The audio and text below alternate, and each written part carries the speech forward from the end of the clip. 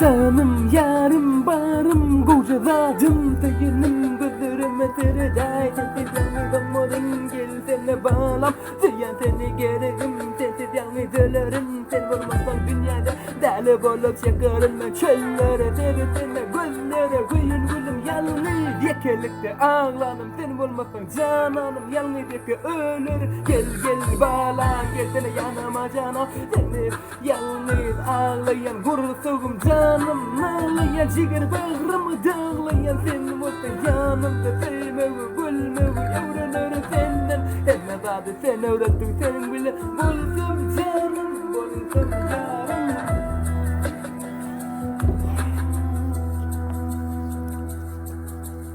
Canımı yarım söyünce koca kaldım nerelerde senin nerelerde yitip kaldım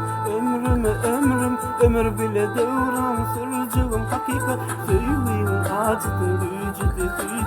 yetip bilmedik sana ayım inşallah yeterim sana men koca kaldım geleyde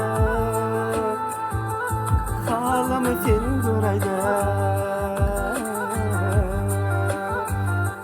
yüreğime ağlar sensilikten yarım yekelik Allah'ım benim canım sayınca kaldım benim yolsan dinle şulaydım sana dünya